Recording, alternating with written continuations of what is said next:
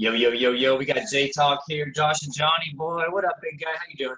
Hey, what's going on? I'm doing well. Man, it's been hot over here. It's crazy hot in my apartment right now, but you know, we're gonna get this in. So what are we talking about today, sir? Oh, we are talking about, we're going to go over some Q&A, some questions that have been asked of us for a long time. And so here's some great questions about nutrition that Mm-hmm. everybody always has questions about. We've been asked a lot of these things. Yeah, like I would say very similar questions too. Very Right. similar nutrition questions. So we're about to dive right into it. Yeah, so let's get started.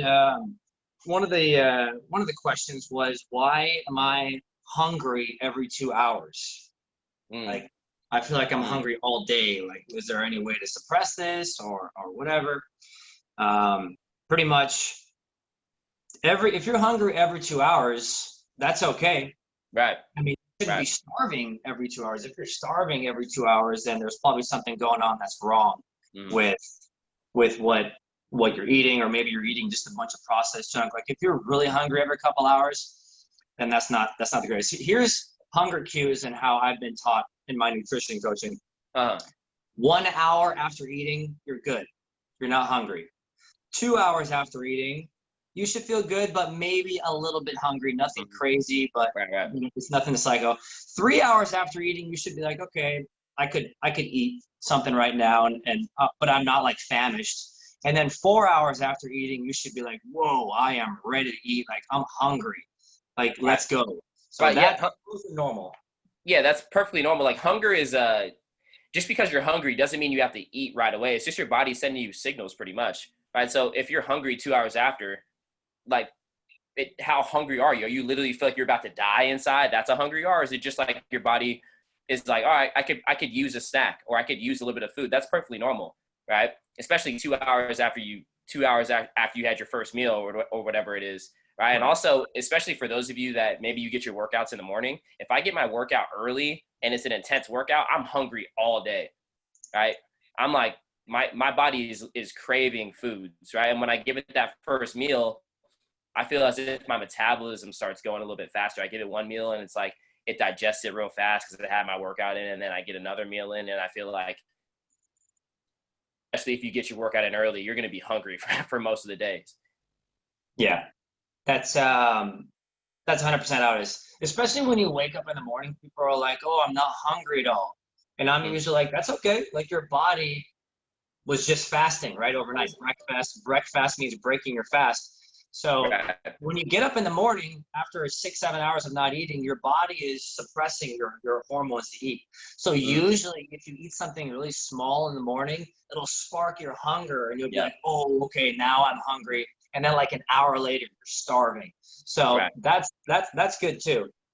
But Mm-hmm. I Mm-hmm. definitely feel that eating every few hours is going to be the best. So, if you're going into work at 8 a.m. and you eat Mm-hmm. something small at 8 a.m. and then you get mentally distracted for several hours, you have meetings, and then it's 12 o'clock, you should be starving.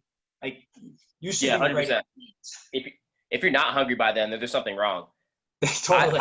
I've been fasting, and there's certain things you can do to suppress your appetite if you're super hungry. But when I fast and it's 12 p.m., my stomach is just like it is craving for some food. Yeah. Right. I guess the next thing would be a few tips on how to satiate yourself a little bit more to maintain full. If you're really feeling super hungry in between meals, there are a couple of things you can do to help out with that hunger. One, I would say make sure that you're hydrated. Right? A lot of the time, you may not be as hungry as you think. You're just a little bit dehydrated, but the body is sending that same signal that you're hungry. So if you're in, you may feel better.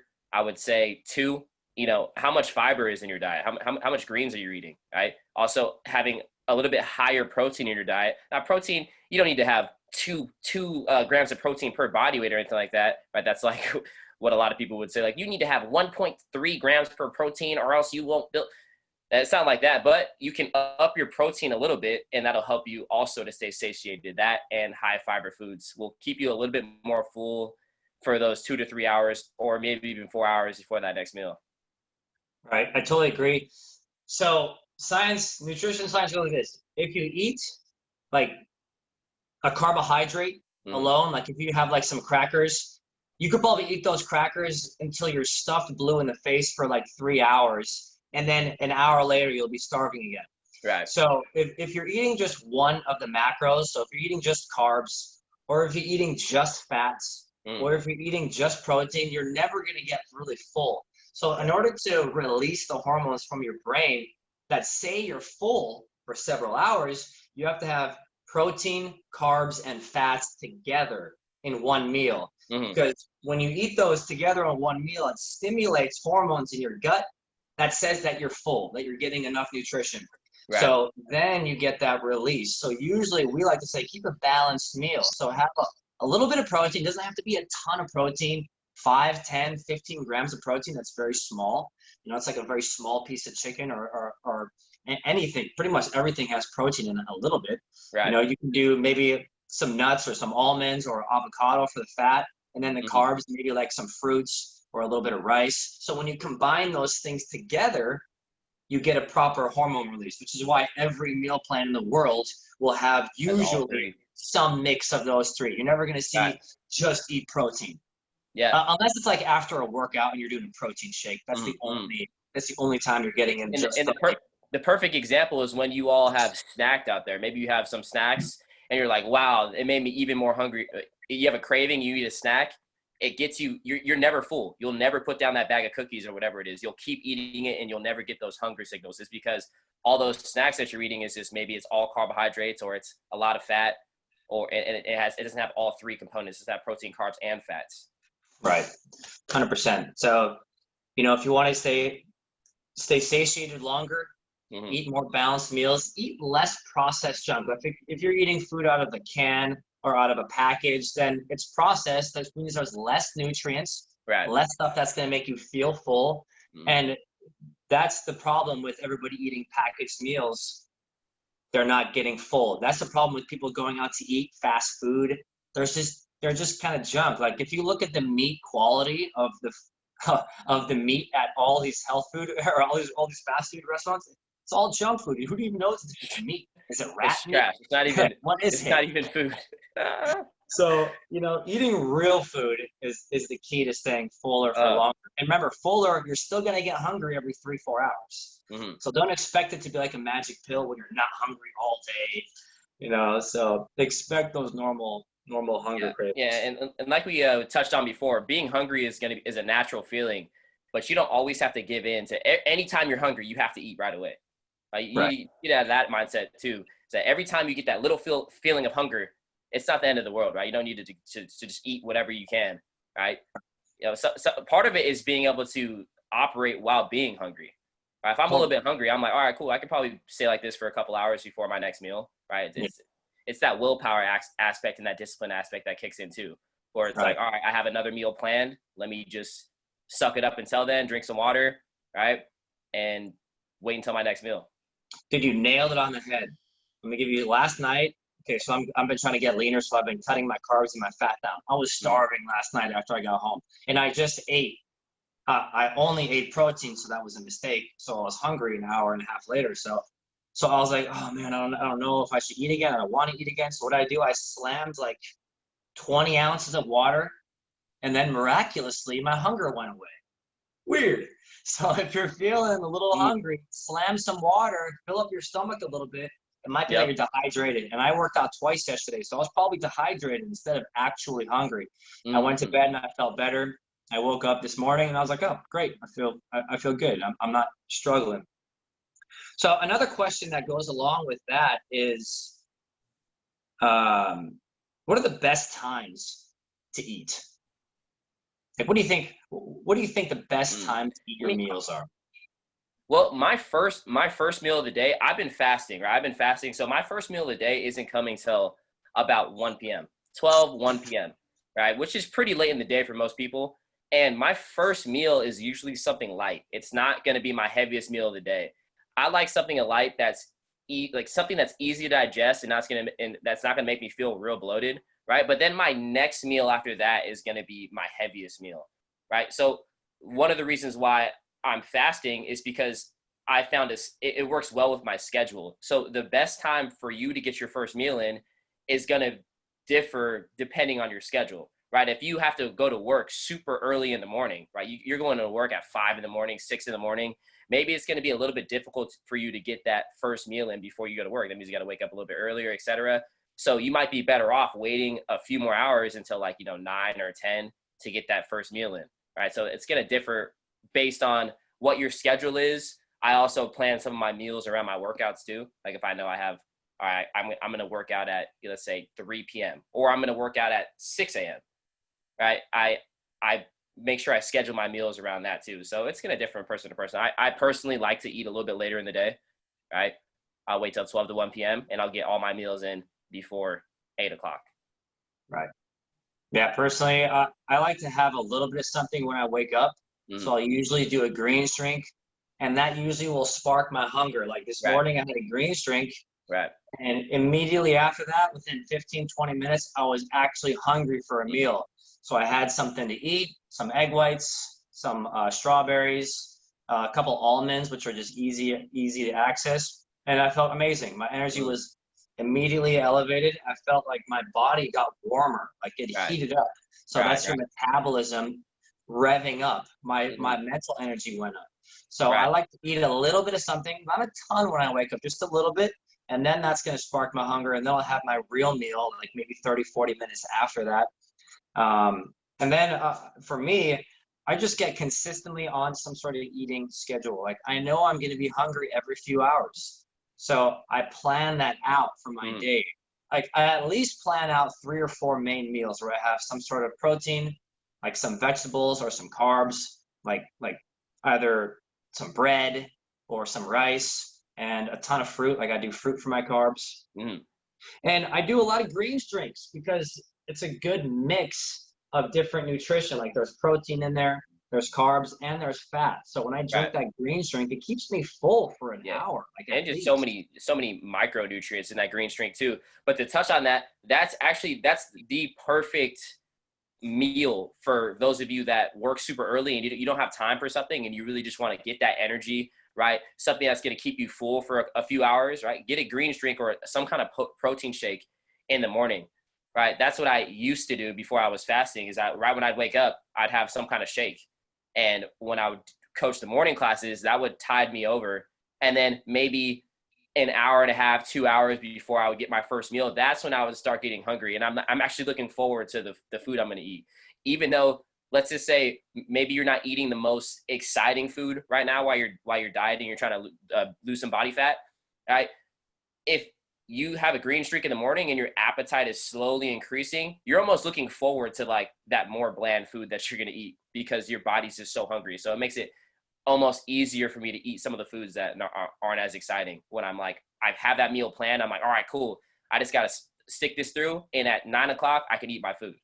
I'm like looking forward to it. Right. So again, just like Josh said, it's subjective. You know, if you regularly know you're going to get hungry at certain hours, you have to be smart about that and be like, okay, well, I'm going to have a meal prepared at that time. So instead of,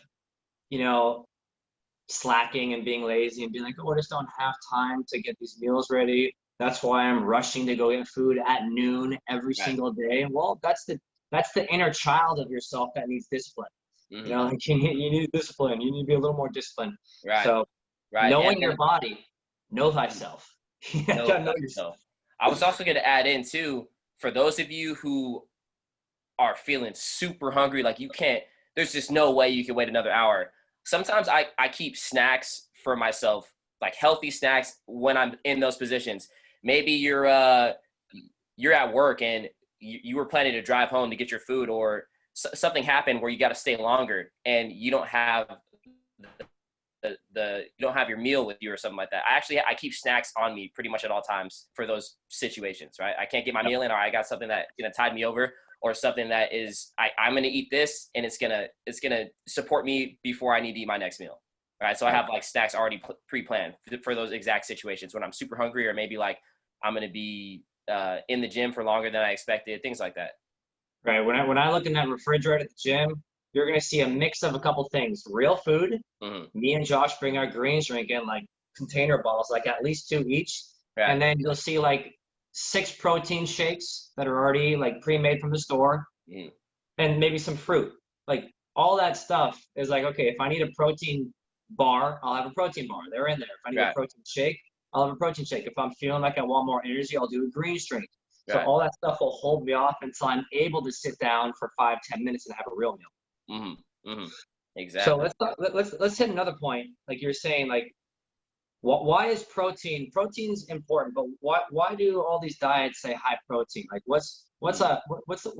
what are some of the reasons why protein is good when you're working out?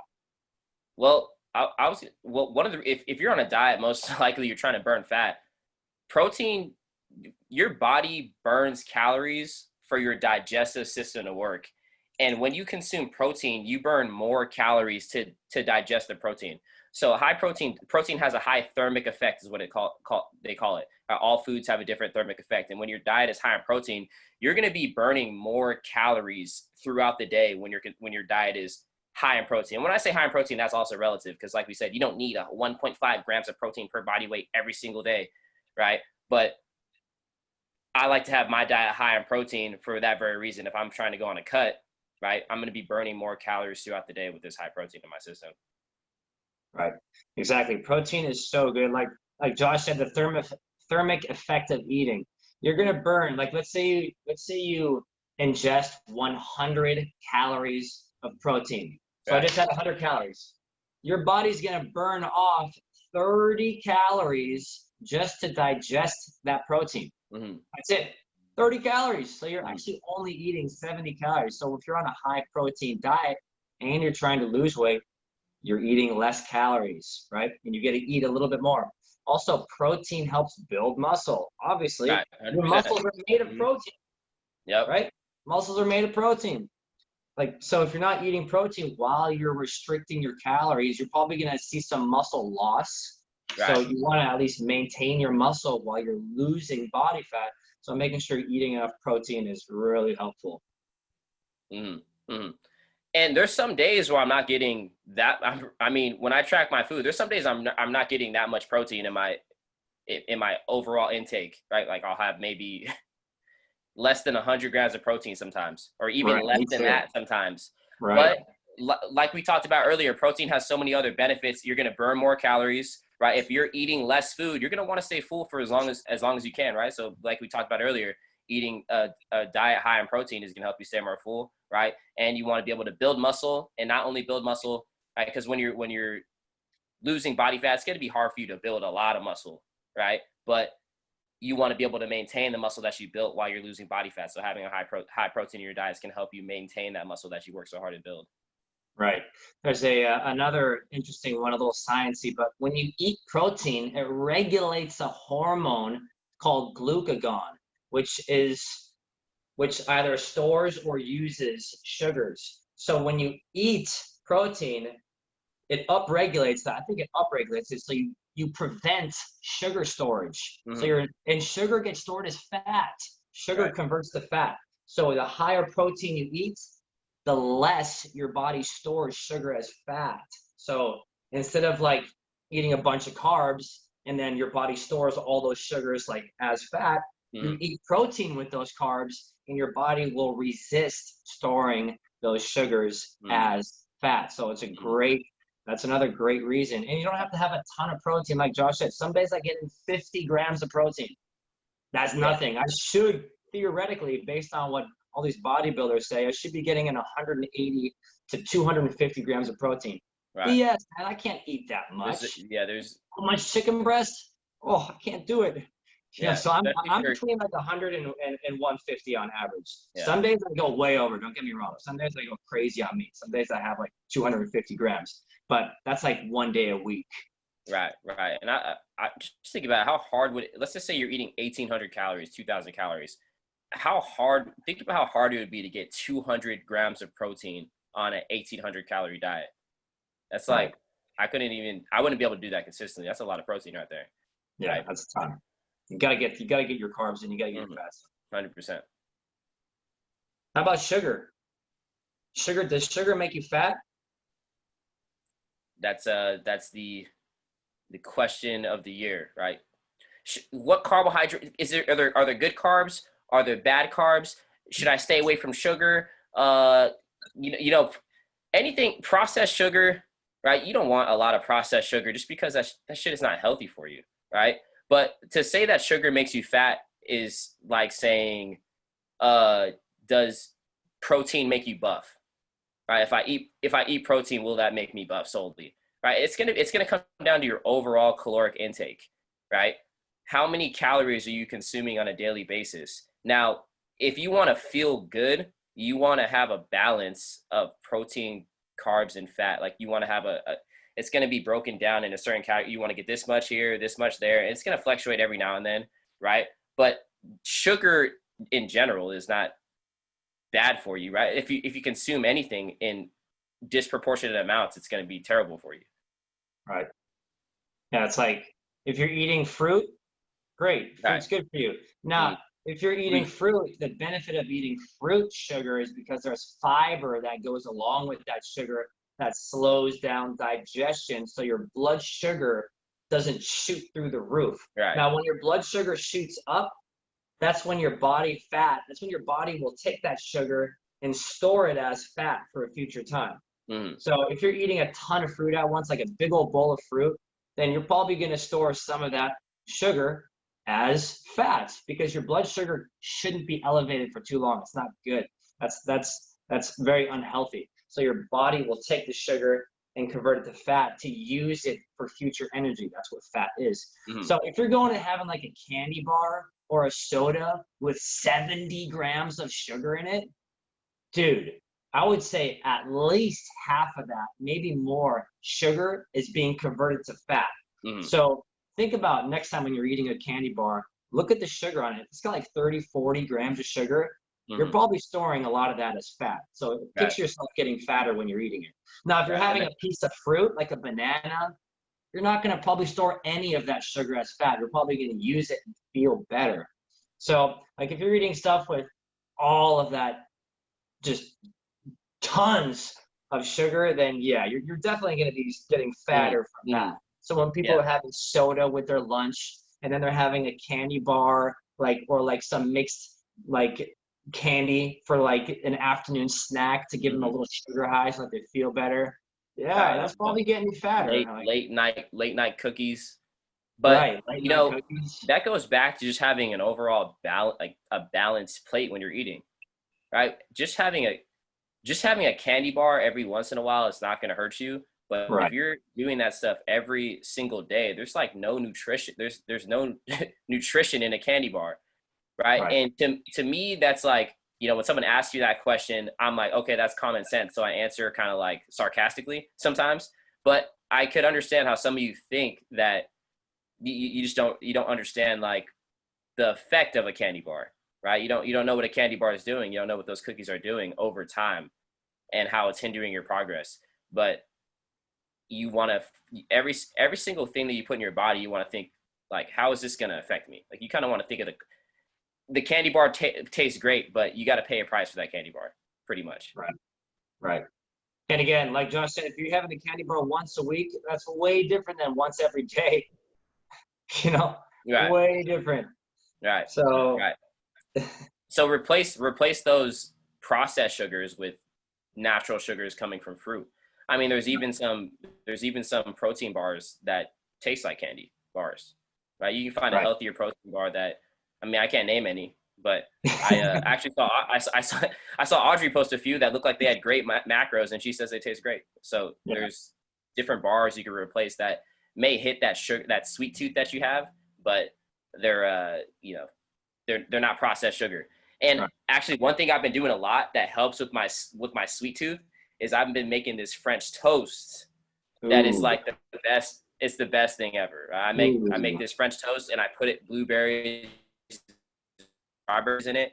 I use a 0-calorie syrup on it, and that's like candy to me. So you can almost find something that you can make on your own, homemade, that is gonna hit your sweet tooth, but doesn't come with all the bad of just eating candy bar after candy bar. Right. You know what? Now, there's an optimal time to eat a candy bar. So the optimal time to eat something that's junky for you is directly after a workout. Because when you work out, your insulin levels, the stuff that helps digest sugar and transport the sugar are more sensitive and elevated. So your insulin levels are going to be elevated.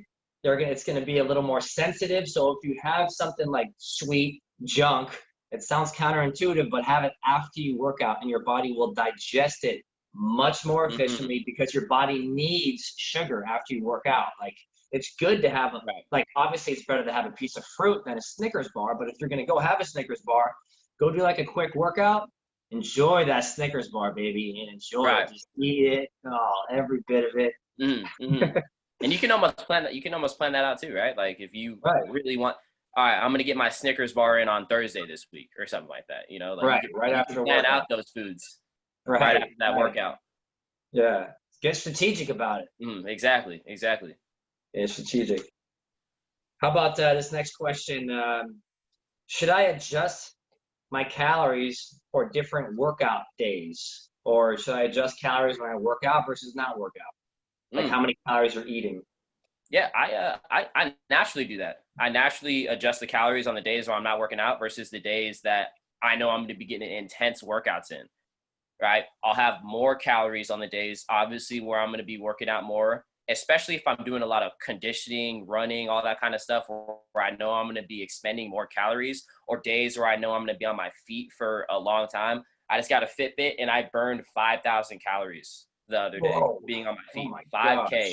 And I'm like, man, and then I had a day where I was coaching the Zoom classes and I only burned 2,500 calories. So I burned double on the days that I was on my feet, meaning I should be eating more on those days, right?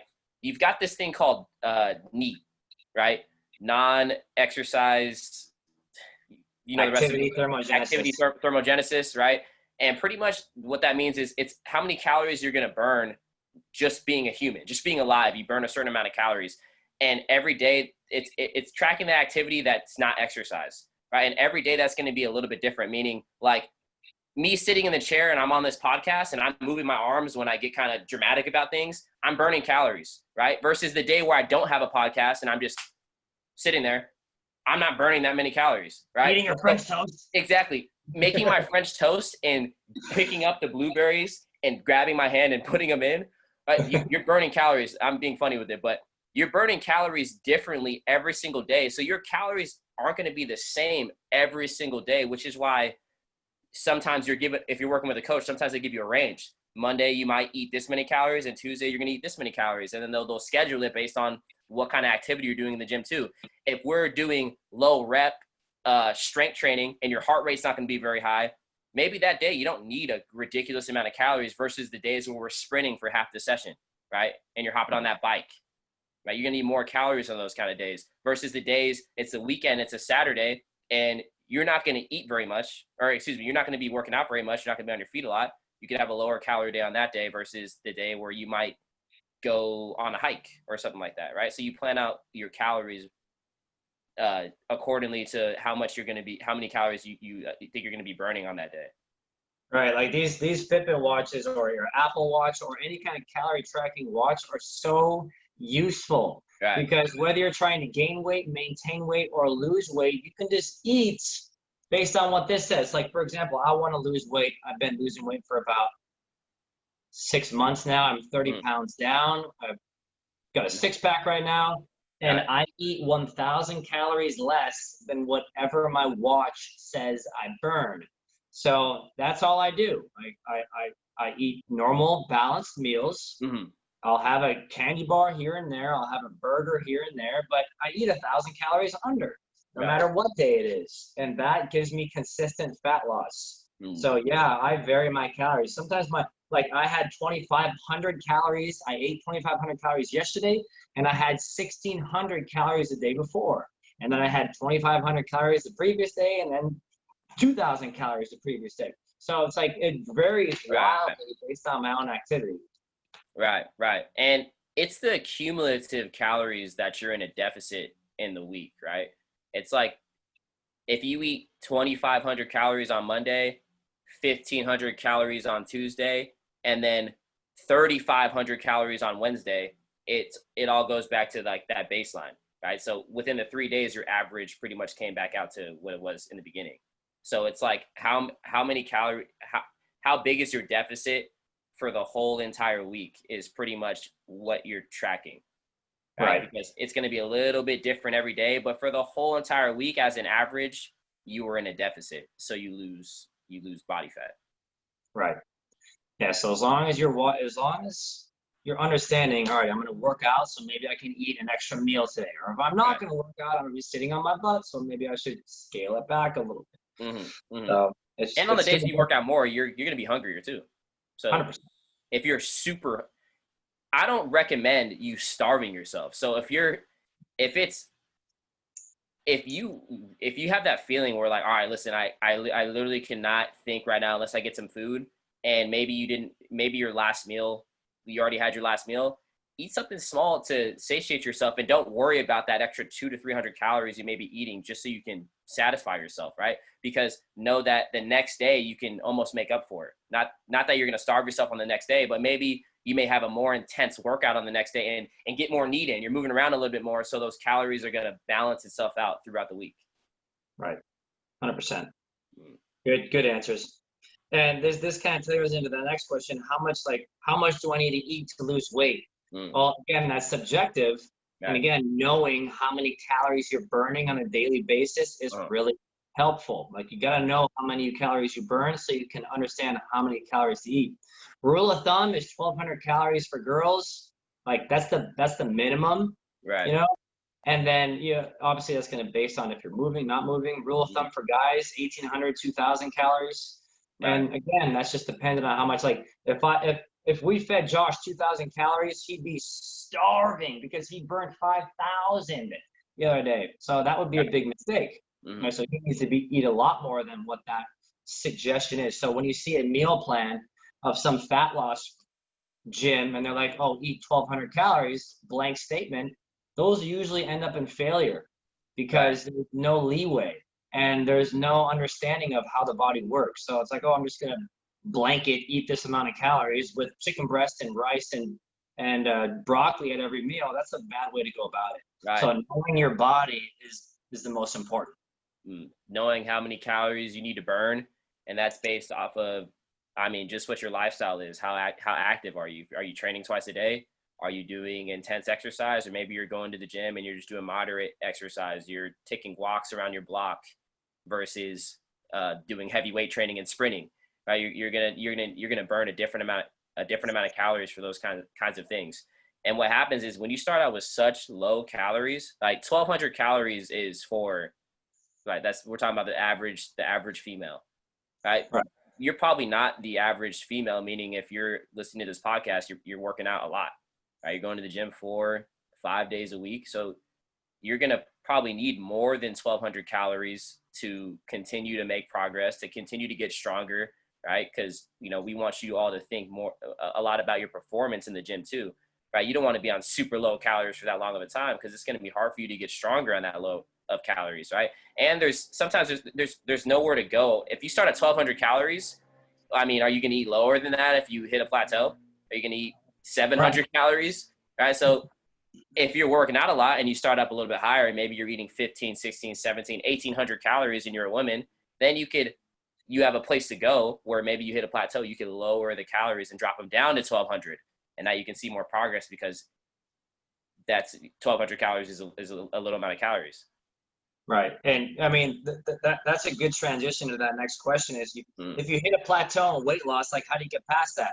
Well, number one, like, don't start off with ridiculously low calories. Like if you're eating 2,500 calories and all of a sudden you drop right down to 1,200 calories, you're going to lose some weight initially. Don't get me wrong. But your metabolism is going to drastically slow down as well, which is why you're going to hit that plateau. And then you're thinking, oh my God, I got to eat less. No. So whenever I start somebody off on weight loss, I always start them off with way higher calories than they think. They eat more and they still lose weight. Like, oh, do I need to eat 1,200 calories? All right, let's get you eating 1,800 for a week at least to spark your metabolism, and then we'll slowly decrease it each subsequent week, and we'll introduce different refeeds, but you can't just stay low. Like, the reason why you're hitting a plateau is because you're at the end of the range, 1,200.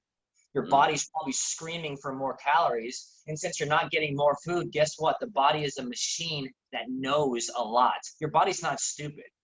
We're not here evolutionary because we're a bunch of idiot like monkeys living in a tree. Come on, your body knows how to regulate your body fat. Exactly. And when you're if so you're not eating a lot, they pretty much call that reverse dieting, right? Like if you're at a plateau, you'll increase the calories to break past the plateau versus lowering them even more.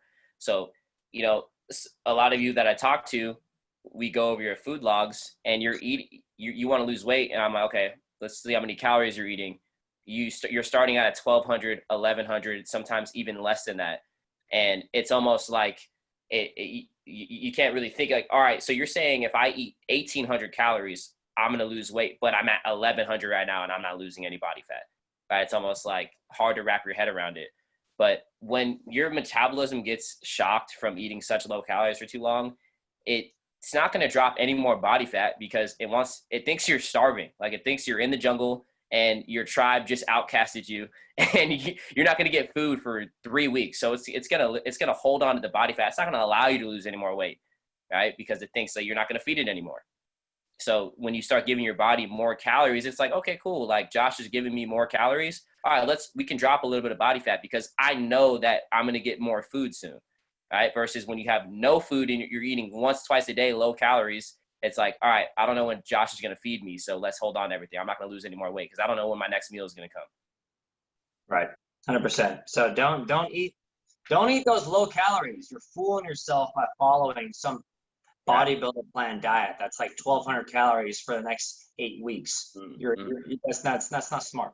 Right. And anytime a coach does put you on, you will get put on that low of calories for some time. Like you will eat. There's going to be maybe a week or two where you're at 1,200, but you're going to the calories should be brought back up to a level that's going to fuel your workouts. Right. You're not going to be able to come to the gym and kill it for longer than a week or two on 1,200 calories before you start feeling real tired and drained. Right. Like a week max, man, on that. Yeah. I mean, you could always revisit that 1,200 calorie mark. Exactly. But to stay on that for like 6 months, unsustainable. Big mistake. Mm. So yeah, let's we got a couple more questions. Another great question is why does my weight fluctuate a lot even if I'm eating healthy? Because the human body is a very complex organism that is changing every single day based on hormones, based on different factors. Like I'm gonna make it even more simple than that. Imagine if you ate dinner at 10 p.m. on Saturday night, and Sunday you woke up, you're a little bit heavier. You would wake up and your weight would be different if on Saturday night you ate your food at 7 p.m. versus 10 p.m. and you woke up on Sunday, your weight would be different just from that simple fact that you ate your meal at a different time, right? You could have had just a little bit of more water than you usually drink on Saturday, and Sunday you wake up 2 pounds heavier or a pound heavier. You could have less water and then still wake up heavier the next day or lighter. You could have more sodium in your diet and you retain more water and you wake up on Sunday and you're heavier, right? So the scale is going to fluctuate, but if you're on a structured plan, it's going to fluctuate and then it's going to drop. It's going to fluctuate a little bit and then it's going to continue to drop. Like it's not exactly linear, right? It's going to come up and then down, up, down, up, down. And that's fat loss for you, right? Because your body there's so many different things going on inside your body that of course your body weight is going to change from day to day. Right. I mean, that's like the number one most asked question. Like, oh, why am I up in weight? Why am I up in weight? I've been eating so well. I'm like, well, what did you eat the day before? What time did you eat? Did you drink a ton of water? Like, have you pooped yet? Like, seriously. Yeah, straight up. These are all the questions. Mm-hmm. Like, so if you're basing your performance and your health off of your scale weight, you're doing it wrong. And that's why, again, a lot of people, they like to get in the habit of weighing themselves, and then they get in this roller coaster of emotions where they lose weight, they feel great, and then they gain 2 or 3 pounds back, and then they go depressed for the next week, and then they eat junk. And then it's like, it's always this like oscillating thing, and it Right. usually ends up in a net neutral, or usually they end up gaining a little weight because of that obsession with the weight. Where Right. if they weren't obsessed with the weight, if they were just obsessed with eating the right things and focusing on how good they feel, then Uh-huh. they're be successful, right? Right, right, right. And the fact that, let's just say you're super stressed out about not losing weight. You know, stress causes you to retain water too. Like being stressed out you're releasing hormones when you're stressed, and that can affect the scale too. Right? So there's so many different things. Your emotions affect the scale, is what I'm trying to say. So there's so many different things that affect the scale, which is why that's only one. That's like one gauge to track progress, and that's like not even a gauge that I would recommend.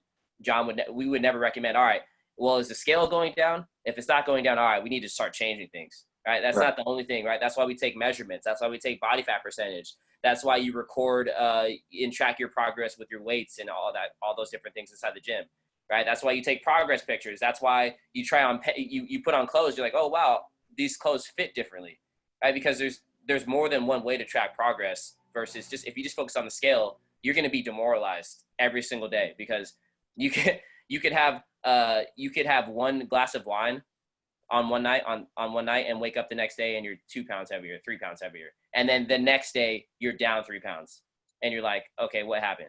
Right. You could be on super low calories and then get a refeed day, and you get your refeed day in, and the next day you're 4 pounds heavier, 5 pounds heavier.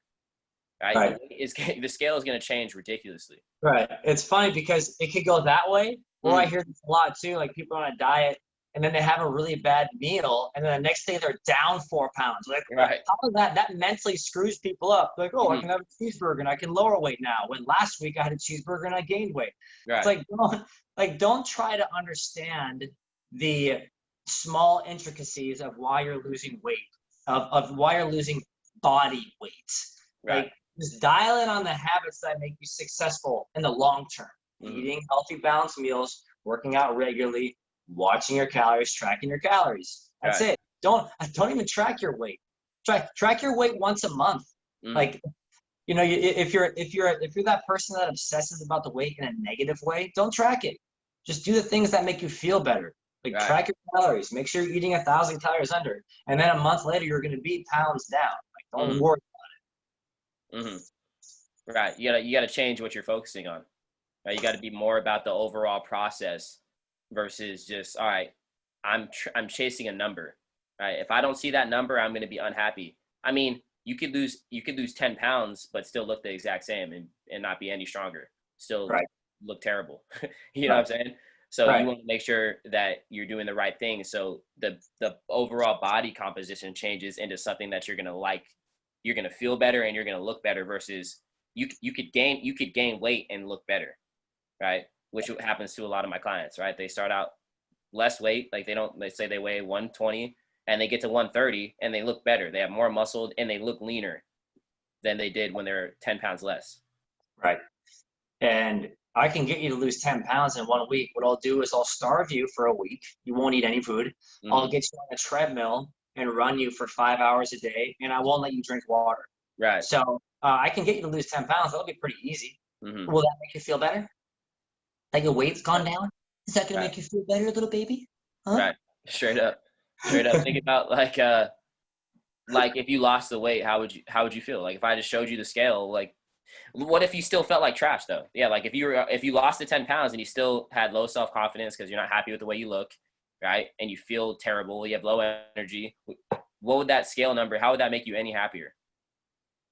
Right. You got to focus on the things that actually matter, like the way that you feel, Right. right? Getting stronger, making sure you're progressing. Maybe you're not progressing every single day, but you're taking the steps to progress in the long term. Right. Let's go to this last question here. It's a good question because it's a common one. What are the best supplements to take for fat loss? Josh, what do you think about This, actually, I don't take any supplements. I mean, I don't take any supplements, period. But I mean, I will go back to the green drink. Green drink is one of the ways that you can get the nutrients in. That's low calories. It's going to give you a lot of energy, high energy, and it's going to keep you full in between meals, right? And I got the green drink idea from John. So that's pretty much the only supplement that I take is either some form of a protein shake or a greens drink, right? 100%. I Mhm. totally agree with you. You're not going to lose weight by going to the GNC and asking for a fat burner. Right. You Oh know, yeah. maybe like if you already have a six pack and you want to take it a little bit, you want to lose that next 0.5% body fat in Hmm. order to like win in your physique competition you're doing. Okay, maybe it'll help you a little bit at that point. Right. Then like if you have 5% extra body fat on you, which most people have 20 extra, it won't Mhm. do anything for you. Like it's Well, not gonna do anything for you. well, Like there are supplements that work 100% for fat loss, though. You could take steroids. you could take steroids. You can take steroids. You can inject yourself with a needle, right? Yeah. Multiple times in a day. You can pop oral. There's also oral forms of steroids, right? Oh, great. And you could have ridiculous side effects, like you could have mood swings. You can really ruin your self-image because you're gonna look great after 6 months of steroid cycle. You're gonna look real good, right? But Yeah. then you're gonna have to come off, right? Because everything that comes up must come down, right? So you're gonna look great for a little bit. You're gonna take a few pictures, post on the Instagram that you had an amazing transformation. Then you're gonna have to come off the drugs, and then you're gonna hate yourself because you're gonna look worse than before you started the steroid cycle. But And then you can't do that though. your voice will be all deep, ladies. You'll have hair on your back and you'll grow a beard like me. Is Exactly. that You look like John. yeah. You want to do that. Nah, but hey, like there's no magic trick.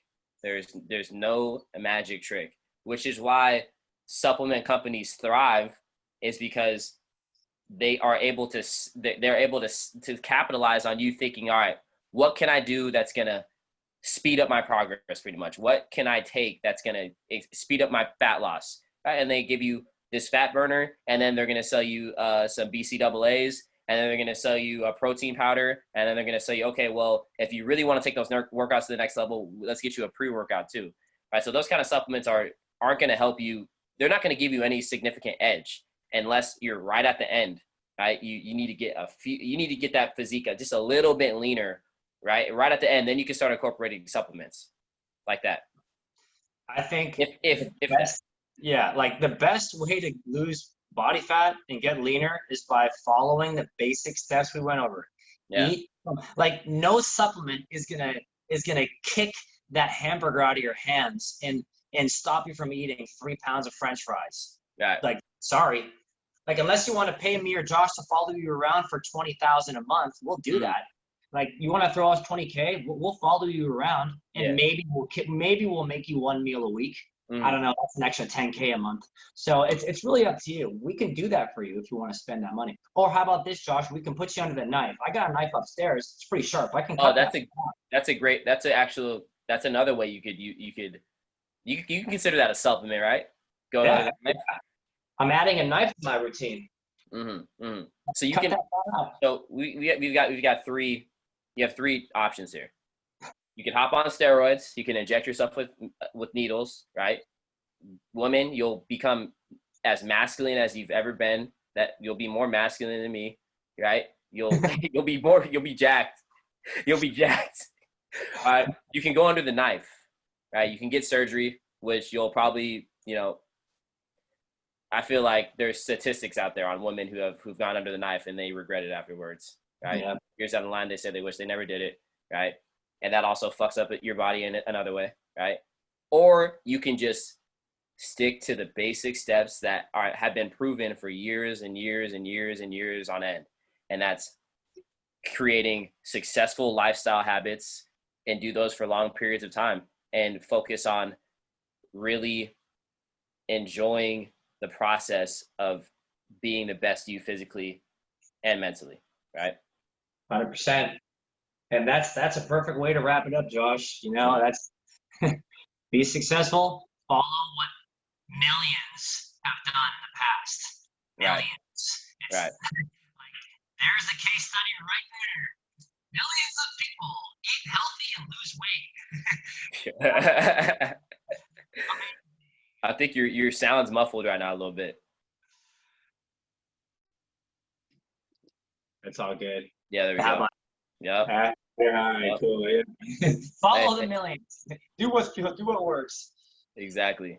Exactly. And if there was a magic trick, trust me, hey, I don't have too much of an ego to hop on a magic trick. I would be on that magic trick, right? Like Heck yeah. Heck if I yeah, didn't me have too. to work, if I didn't have to spend 12 years building up my body and my knowledge about training and nutrition, oh man, and I decided to just pop a pill with no side effects and it was going to get me to my results, I'd be the first one on that. I would be in a different occupation, right? I would just be looking great 24/7. I could just pop that pill, right? But Right. anything worth having requires work, because if it didn't require work, then every single person in the globe would have the body that they want. They would have all Right. the things that they want in their life. But the things that you want require work. 100%. And boys and girls, that's our podcast for today. Thank you for joining us. Big Talk, Josh and Johnny Boy giving you all the details, fitness, and nutrition. Yes, sir. Talk to you guys soon. Peace. Peace.